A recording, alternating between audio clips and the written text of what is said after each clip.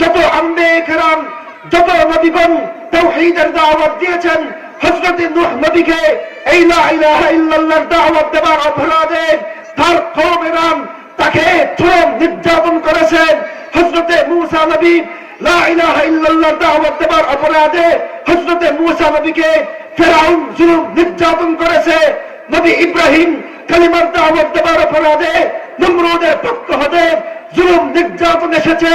আমার নবী স্বয়ং রাসূলুল্লাহ সাল্লাল্লাহু আলাইহি ওয়াসাল্লাম যখন লা ইলাহা ইল্লাল্লাহর দাওয়াত আরম্ভ করলেন, মক্কার আবু জাহেলেরা আমার নবীর গলার মধ্যে, মুখের মধ্যে গামছা পেঁচিয়েছে, আমার নবীর শ্বাস রুদ্ধ করবার জন্য চেষ্টা করেছে।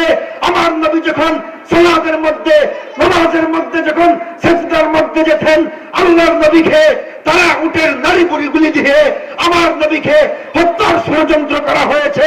এভাবেই সাহাবায়ে কেরাম যখন কালিমার দাওয়াত দিতে আরম্ভ করলেন, সাহাবায়ে কেরামের উপর যুগ যুগ ধরে নির্যাতন করে এসেছে বাতিলেরা। বর্তমানেও যারা কালিমার দাওয়াত দেন, এক আল্লাহর দাওয়াত দেয়, কালিমার দাওয়াত দেয়, লা ইলাহা ইল্লাল্লাহর দাওয়াত দেয়, ওনাদের উপরেও বাতিলদের পক্ষ হতে, তাগুতদের পক্ষ হতে জেল আছে, জুলুম আছে, নির্যাতন আছে। সমস্ত জেল, জুলুম, নির্যাতন সহ্য করব। এরপরেও মুসলিম কালিমার দাওয়াত, নবীর ওয়ারিসেরা, উম্মতের আলেম সমাজরা কালিমার দাওয়াত, একত্ববাদের দাওয়াত দেওয়া বন্ধ করবে না ইনশাআল্লাহ। মুহতারাম হাজিরিন, কথাগুলো বাস্তব সত্য কথা।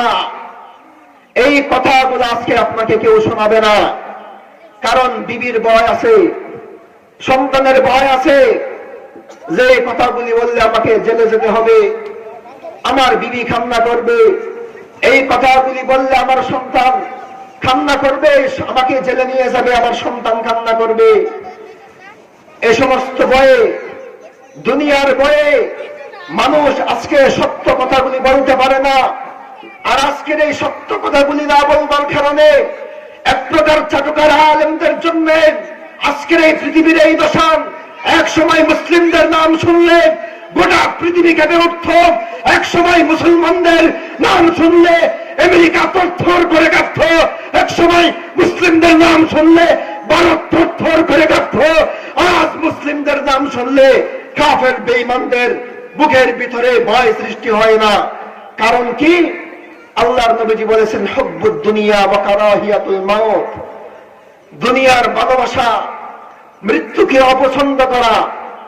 আজকের মানুষদেরকে, বিশেষ করে আমাদের মতো কিছু হুজুরদেরকে দেখা যায় দুনিয়াদারি, দুনিয়ার ভালোবাসার মধ্যে পড়ে আজকের এই কোরআনের বাস্তব রূপগুলোকে, কথাগুলোকে মানুষ তুলে ধরতে চায় না। মুহতারাম হাজিরিন, খুব দুঃখ লাগে, আফসোস লাগে।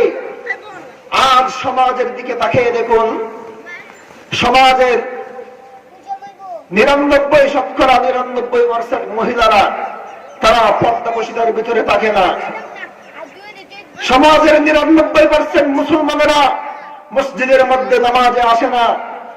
সমাজের অধিকাংশ মানুষ তারা জিনার পর জিনা, মদের আড্ডাখানা, জুয়ার আড্ডাখানা, বিভিন্ন